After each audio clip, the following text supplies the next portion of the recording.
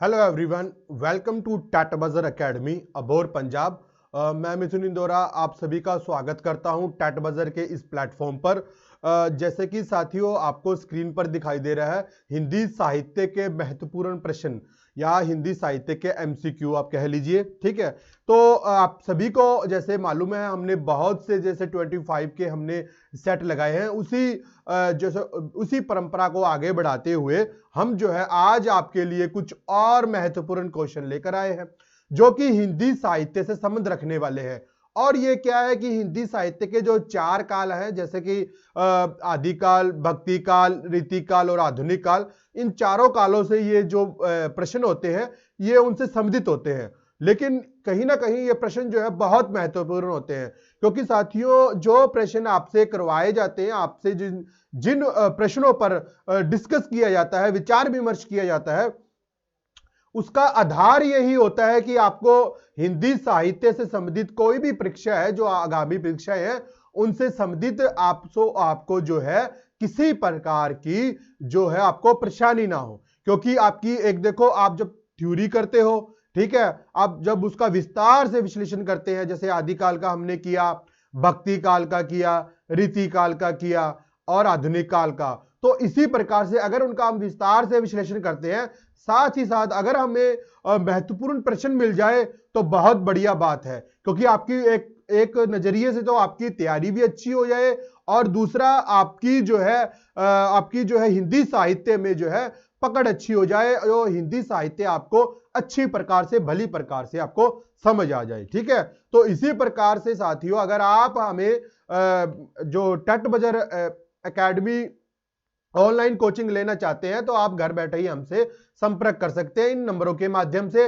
और आप हिंदी साहित्य संबंधित और मास्टर कैडर की जो पोस्टें हैं उनसे संबंधित आप घर बैठे ही तैयारी कर सकते हैं। इसके लिए आपको जो है हर तरह का मटेरियल आपको जो है उपलब्ध करवाया जाएगा, ठीक है। आपको रिकॉर्डेड प्लस लाइव क्लासें भी दी जाएंगी और आपको महत्वपूर्ण जो प्रश्न बनते हैं उन पर भी आपसे विचार विमर्श किया जाएगा, ठीक है। तो इसी तरह से आप सभी को मालूम है जैसे कि हमारे पंजाब में मास्टर कैडर से संबंधित ईटीटी, पीटीआई और आर्ट एंड क्राफ्ट से संबंधित जो है जो पोस्टें निकली हुई है, जो वैकेंसीज आउट हुई है, उनके लिए अगर आप ऑनलाइन कोचिंग लेना चाहते हैं तो आप हमारे जो है टैट बजर एकेडमी पर हमसे संपर्क कर सकते हैं नंबरों के माध्यम से। जैसे कि आप सभी को मालूम है कि ईटीटी में 5994, मास्टर मिस्टर में 4185 और पीटीआई 2000 आर्ट एंड क्राफ्ट की 250 पोस्टों के करीब जो अभी पंजाब में जो है चल रही हैं, उनके लिए अगर आप जो है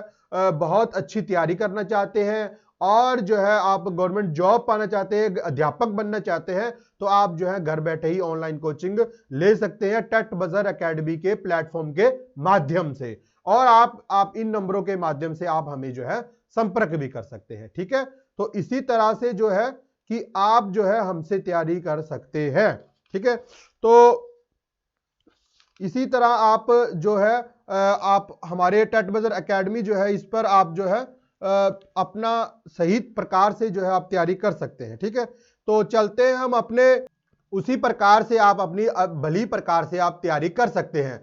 तो हम इसी परंपरा को आगे बढ़ाते हुए हमारे जो हिंदी साहित्य में जो प्रथम प्रश्न हमारे समक्ष है उसका हम शुभारंभ करते हैं। और साथियों हम जानते हैं कि किस प्रकार से जो हम भिन्न भिन्न कालों से आपके लिए प्रश्न महत्वपूर्ण जो बनते हैं उन पर हम किस प्रकार से विचार विमर्श करेंगे और किस प्रकार से आपको जो है ये प्रश्न करवाए जाते हैं, ठीक है।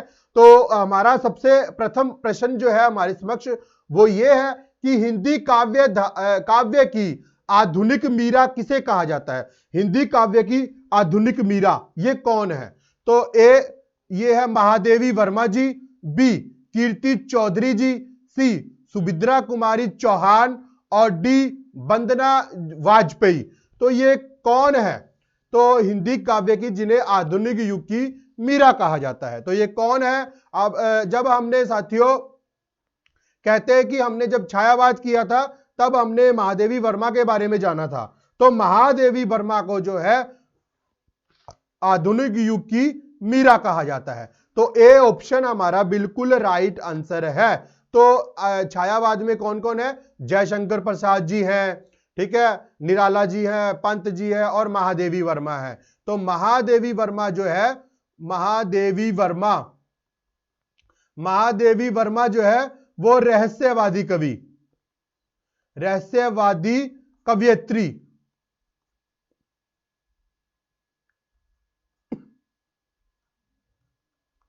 कवियत्री कही जाती है। ठीक है, रहस्यवादी कवित्री कही जाती है महादेवी वर्मा जी। और छायावाद से संबंध है इनका, छायावाद से संबंधित है।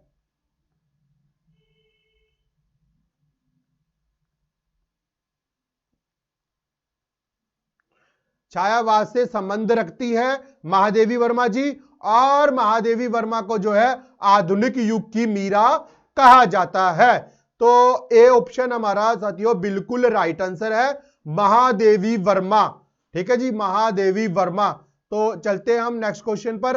हाँ जी, छायावाद का पूर्वाभास किस कवि की रचनाओं में हमें मिलता है?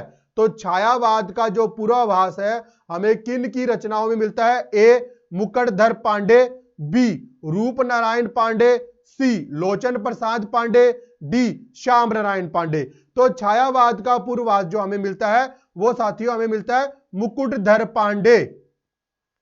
मुकुटधर पांडे जो है उनकी रचनाओं में हमें जो है छायावाद का पूर्वाभास देखने को मिलता है।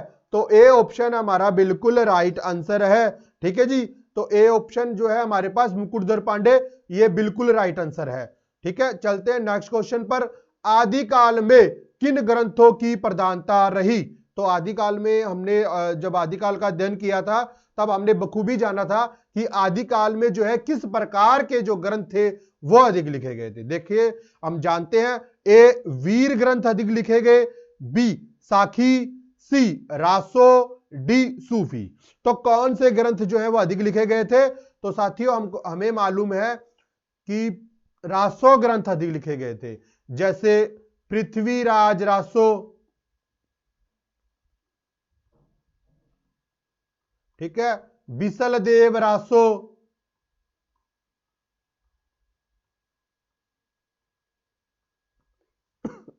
परमाल रासो। इस प्रकार के रासो ग्रंथ जो है अधिक लिखे गए थे या रचे गए थे और इनकी प्रधानता अधिक थी।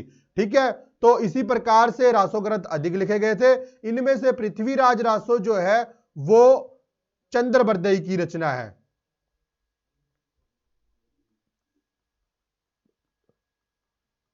ठीक है, इसके लेखक कौन है? चंद्रबरदई। बिसल देव रासो कौन है? नरपति नाला।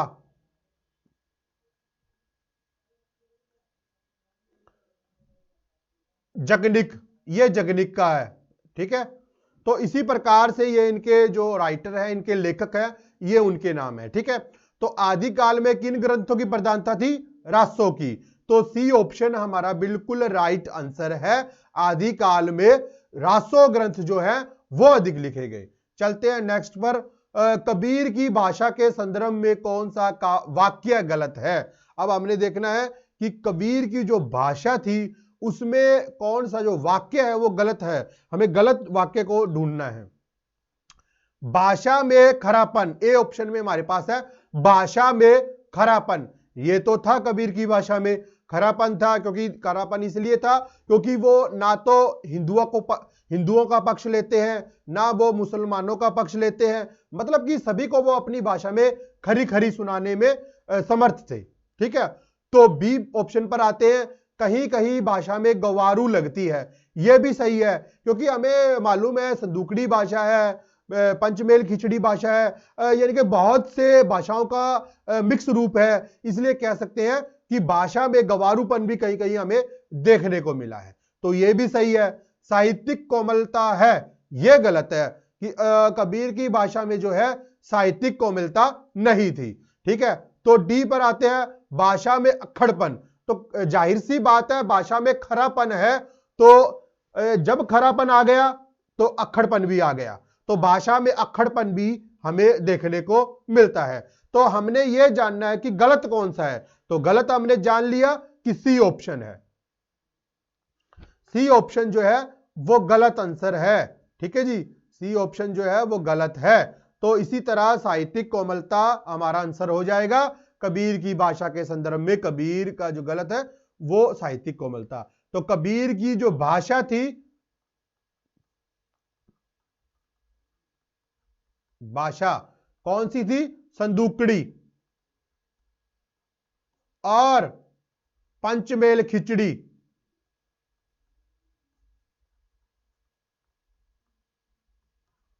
ठीक है जी, संदूकड़ी और पंचमेल खिचड़ी इनकी भाषा मानी जाती है।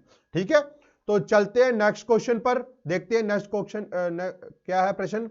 निम्नलिखित में से कौन सा लेखक भारतेंदु मंडल का नहीं है? अब हमने इनमें से जो हमारे पास चार ऑप्शन है, ए बी सी और डी, तो चारों में से तीन ऑप्शन बिल्कुल ठीक है, सही है, दुरुस्त है, पर एक है जो भारतेंदु मंडल से नहीं है, यानी भारतेंदु मंडल का कवि नहीं है, वो हमने पहचानना है। तो वो कौन है? ए प्रताप नारायण मिश्र, बी बद्री चौधरी प्रेमगढ़, सी बाल कृष्ण भट्ट और डी राजा लक्ष्मण सिंह। तो कौन है जो भारतेंदु मंडल के कवि नहीं है? कौन नहीं है? तो वो है राजा लक्ष्मण सिंह। राजा लक्ष्मण सिंह जी जो है वो भारतेंदु मंडल के कवि नहीं माने गए हैं। तो भारतेंदु जो युग है वो 1850 से 1900 तक है।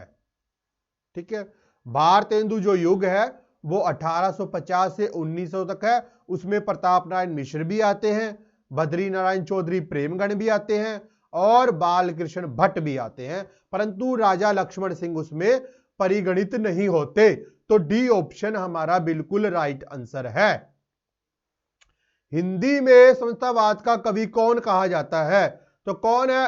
ए हरियोजी, बी राम नरेश त्रिपाठी और सी श्रीधर पाठक और डी राधा कृष्ण दास। तो कौन है जो हिंदी में समतावाद के कवि माने जाते हैं? तो वो है श्रीधर पाठक। किसने माना? श्री आचार्य शुक्ल जी ने।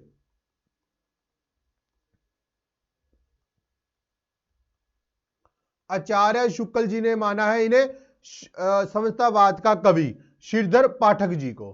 ठीक है जी, तो सी ऑप्शन हमारा बिल्कुल राइट आंसर है। ठीक है जी, श्रीधर पाठक। पुष्प की अभिलाषा प्रसिद्ध कविता किसने लिखी? पुष्प की अभिलाषा, जो पुष्प की अभिलाषा प्रसिद्ध कविता है वो किसके द्वारा रचित है? ए माखनलाल चतुर्वेदी, बी बाल कृष्ण भट्ट, सॉरी बाल कृष्ण शर्मा, ठीक है, तो सी सुभद्रा कुमारी चौहान या डी मैथिली शरण गुप्त। तो पुष्प की अभिलाषा प्रसिद्ध कविता किसने लिखी? तो ये साथियों कविता थी हमारे, हम सबको मालूम है, ये है माखनलाल चतुर्वेदी जी की कविता है। ठीक है जी, माखनलाल चतुर्वेदी जी की ये कविता है। ठीक है, तो पुष्प की अभिलाषा, ए ऑप्शन हमारा बिल्कुल राइट आंसर है। अमीर खुसरो किस नाम से जाने जाते थे? तो अमीर खुसरो क्या है? तूतिए हिंद जाने जाते थे, तोताए हिंद या सितारे हिंद या सर हिंद। तो अमीर खुसरो जो है वो किस नाम से जाने जाते थे? तो अमीर खुसरो जो है वो किस नाम से जाने जाते थे? तूतिए हिंद, तोताए हिंद या तूतिए हिंद। ठीक है, तुते हिंद, तुते हिंद के नाम से जो है ये जाने जाते थे।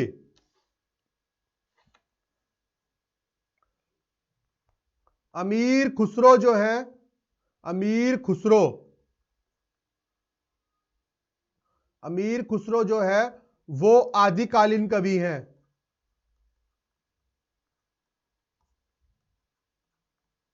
ठीक है, सबसे पहले हिंदी साहित्य में हिंदी खड़ी बोली का प्रयोग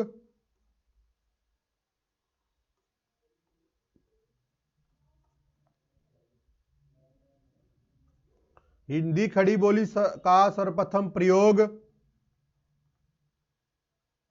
खुसरो ने किया।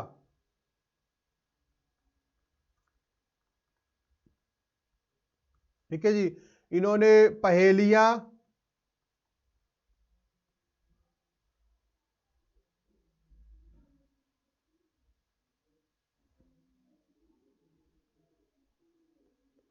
पहेलियां, मुकरियां, गजलें, दो सुखने आदि इन्होंने लिखे थे। ठीक है, तो तोतिए हिंद नाम से अमीर खुसरो को जाना जाता है। तो ये ऑप्शन हमारा बिल्कुल राइट आंसर है। किस काव्य धारा में मूर्ति पूजा और अवतारवाद का विरोध किया गया है? तो वो कौन सी काव्य धारा है जिसमें मूर्ति पूजा और अवतारवाद का विरोध है? ए सगुन काव्य, बी संत काव्य धारा, सी कृष्ण और डी राम काव्य। तो हम सबको मालूम है कि मूर्ति पूजा और अवतारवाद का विरोध किसने किया था? संत काव्य धारा में। तो संत काव्य धारा में धारा के प्रतिनिधि कवि कौन है?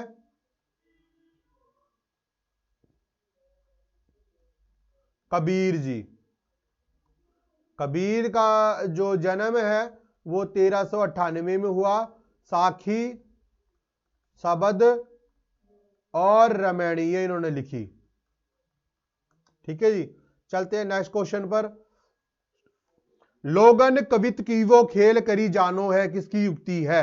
ए ठाकुर जी की, बी घनानंद की, सी केशवदास की और डी मतीराम की। तो लोग कवित की वो खेल करी जानो किसकी युक्ति है? तो हमें मालूम है कि ये जो है ठाकुर जी की पंक्ति है।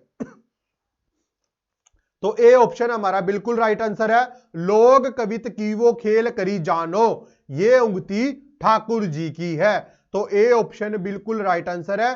ठाकुर जी की यह पंक्ति मानी जाती है। दिनकर की किस कृति को आधुनिक युग की गीता कहा जाता है? अब आधुनिक युग की जो गीता है दिनकर यानी कि रामधारी सिंह दिनकर, रामधारी सिंह दिनकर की आधुनिक युग की गीता किसे कहा गया है?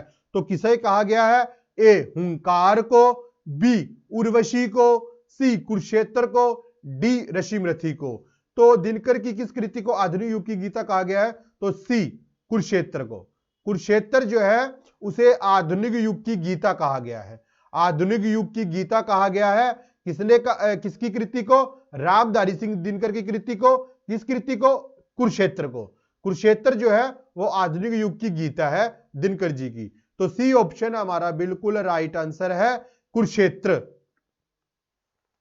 छायावाद की काल अवधि क्या है? तो छायावाद की हमने काल अवधि जाननी है कि क्या है।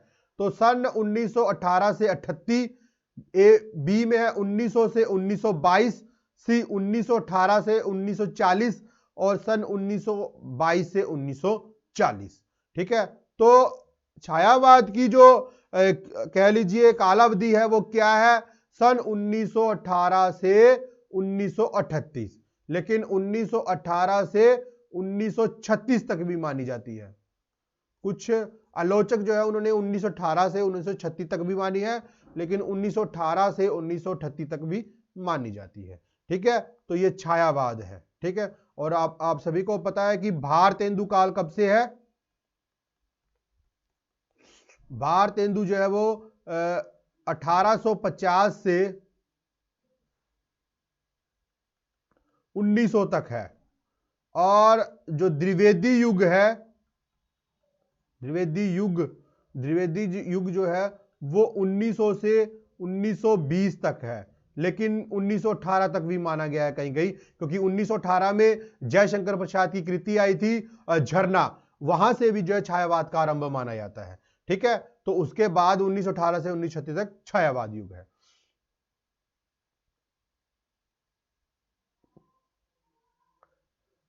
ठीक है जी, तो ये था हमारा छायावाद कालावधि का। ठीक है, कि 1918 से 1936 तक माना जाता है।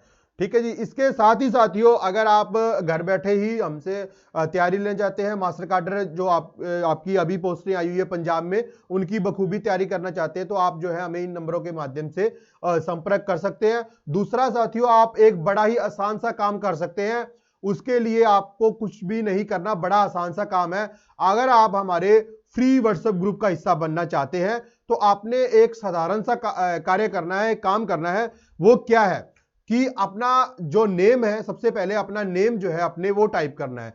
फिर पेपर यानी कि आप जिस पेपर की आप कोचिंग लेना चाहते हो, जिस एग्जाम की आप तैयारी करना चाहते हो, मान लो वो हिंदी है, ठीक है, हिंदी मास्टर कैडर है, पंजाबी है, मैथ है, किसी भी तरह का, इंग्लिश है, अगर आप उसकी बखूबी तैयारी करना चाहते हैं और हमसे आप घर बैठे ऑनलाइन कोचिंग लेना चाहते हैं, तो आप क्या करेंगे, उस पेपर को टाइप कीजिए, फिर अपना सिटी यानी कि आप जिस शहर में रहते हैं, अगर आप किसी गांव से भी संबंध रखते हैं फिर भी कोई दुविधा वाली बात नहीं है, आप अपने गांव का भी नाम जो है आप टाइप कर सकते हैं, ठीक है। उसके बाद आते हैं हम जेंडर पर कि मेल फिर फीमेल जो भी आप हो आपने वो टाइप करना है। उसके तत्पश्चात आपने क्या करना है, ये सब आपने टाइप कर लेना है। टाइप करके आपने जो स्क्रीन पर नंबर आपको दिखाई दे रहे हैं, जो दूरभाष जो आपको जो नंबर दिखाई दे रहे हैं, तो उस पे जो है मोबाइल के नंबर जो है आपको उन पे आपने एक मैसेज कर देना है और आप बड़े ही आसानी से फ्री व्हाट्सएप ग्रुप का एक हिस्सा बन जाएंगे, ठीक है। तो ये बड़ा आसान सा काम आप घर बैठे ही कर सकते हैं।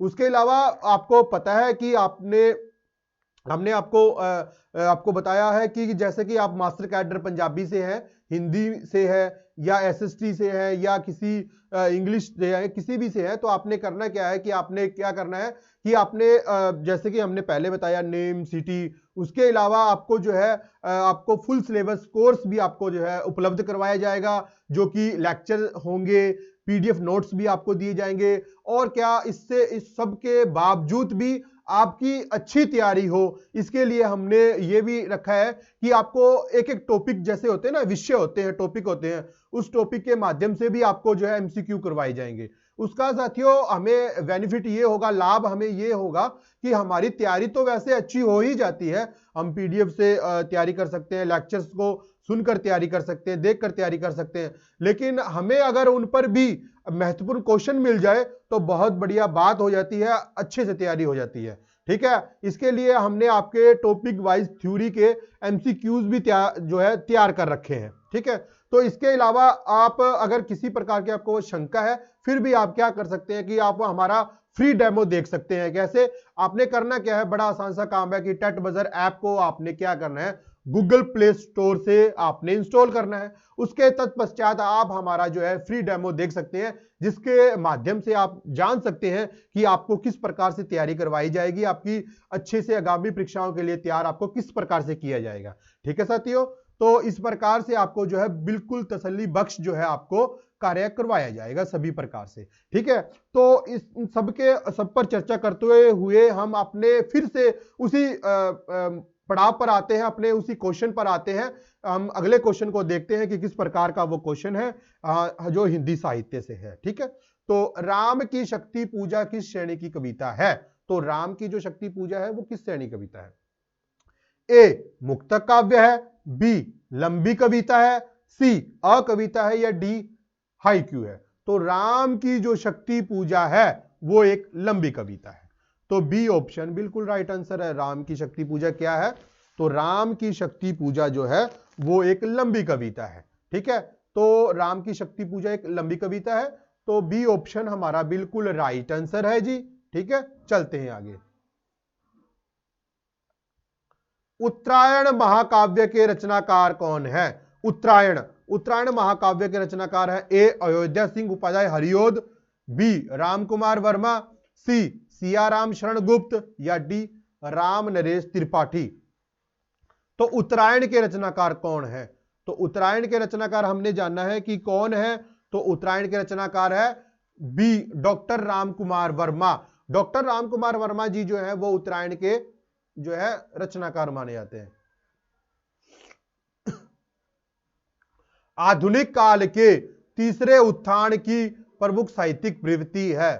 तो आधुनिक काल के तीसरे उत्थान की साहित्यिक प्रवृत्ति क्या है? ए प्रगतिवाद, बी प्रयोगवाद, सी हालावाद, और डी छायावाद। तो प्रगतिवाद हमारे पास है, प्रयोगवाद हमारे पास है, हालावाद है हमारे पास, और छायावाद है। इनमें से क्या है जो तीसरे उत्थान की प्रवृत्ति है? तो वो है छायावाद। छायावाद जो है वो आधुनिक काल के तीसरे उत्थान की प्रमुख प्रवृत्ति है। तो डी ऑप्शन हमारा बिल्कुल राइट आंसर है, छायावाद। छायावाद का समय हमें बतलाया गया है 1918 से 1936 और कहीं कहीं 1918 से 1938 भी है। ठीक है, तो इस प्रकार से छायावाद का समय है। और छायावाद को आपको सभी मालूम है, जयशंकर प्रसाद है, सुमित्रा नंदन पंत है, निराला जी हैं और महादेवी वर्मा जी हैं। निम्न में से कौन शिलांकित कृति है जो यानी कि जो पहल शिलाओं पर, पत्थरों पर लिखी गई थी? ए पहाड़ दोहा, बी राउलवेल, सी प्राकपैगलम और डी वर्ण रत्नाकर। निम्न में से कौन सी शिलांकृत कृति है? तो कौन सी है साथियों? आप सभी को मालूम है राउलवेल। ठीक है जी, राउलवेल जो है वो सबसे पहले शिलांकृत कृति मानी गई है। और इसमें जो है सबसे पहले नख शिख का वर्णन किया गया है।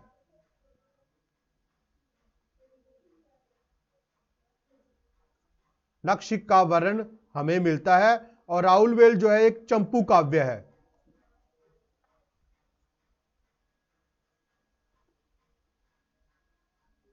चलते हैं नेक्स्ट। कबीर को मानवतावादी कवि क्यों कहा जाता है? वे मानव थे। ए बी वे मानव के बीच नहीं रहते थे।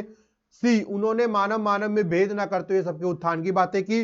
मानव की पीड़ा की परवाह नहीं की।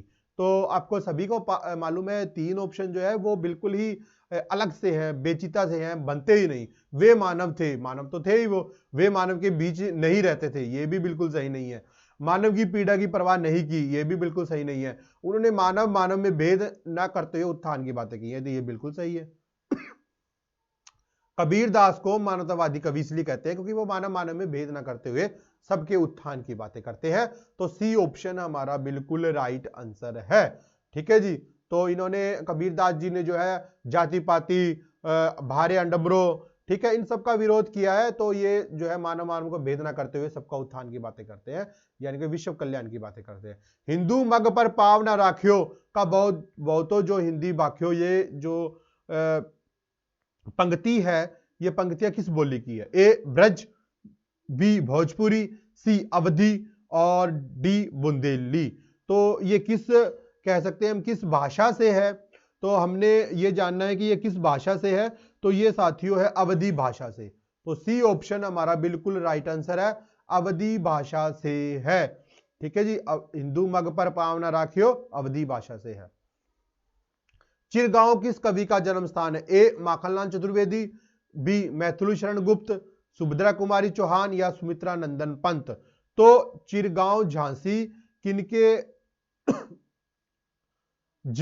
कवि का जन्म स्थान है? तो किनके जन्म स्थान है कवि का? तो मैथिली शरण गुप्त के।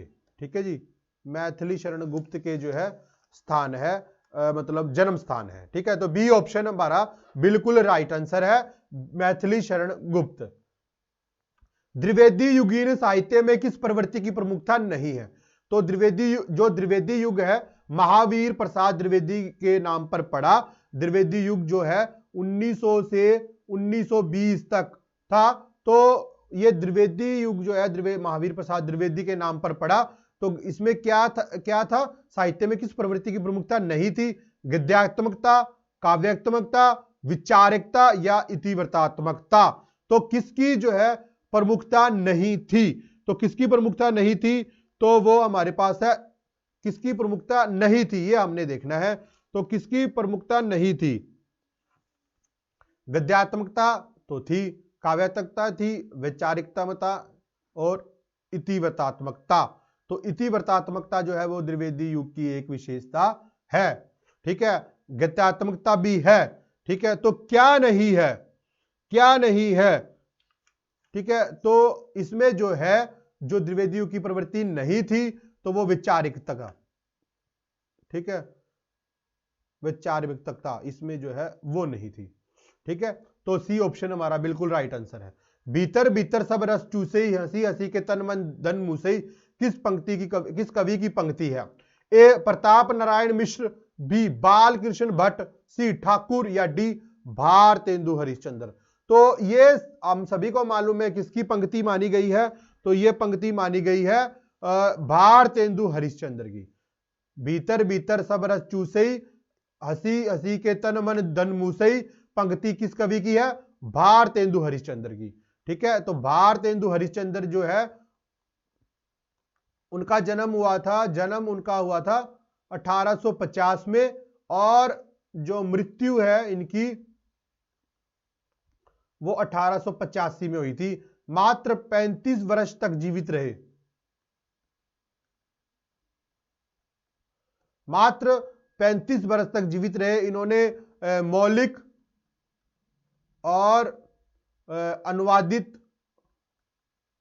दोनों प्रकार का काव्य लिखा, ठीक है। इसके अलावा इन्होंने जो है उपन्यास भी लिखे, ठीक है, तो नाटक भी लिखे। तो इस प्रकार से इन्होंने 35 वर्ष की आयु तक, या कह लीजिए बहुत कम आयु तक इन्होंने में ही जो है हिंदी साहित्य का जो है सराहनीय जो है योगदान अपना दिया। हिंदी साहित्य में सराहनीय योगदान इन्होंने अपना दिया था।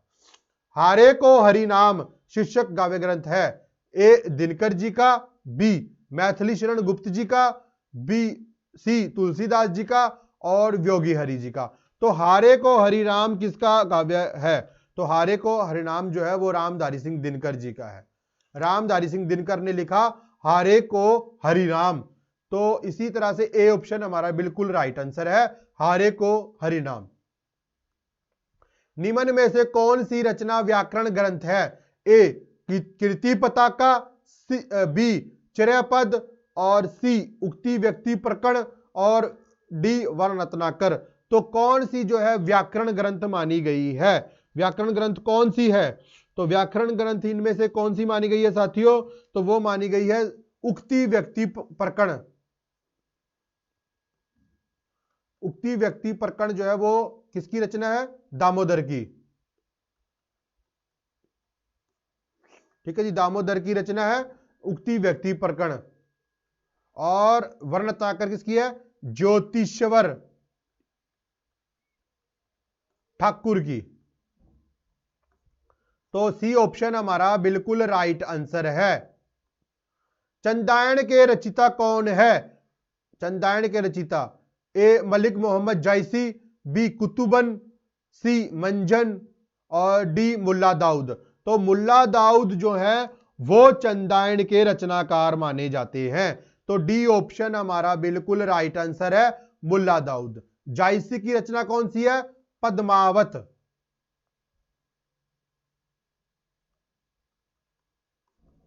57 खंड है जी। कुतुबन की कौन सी है? कुतुबन की मृगावती, और मंजन की मधुमालती।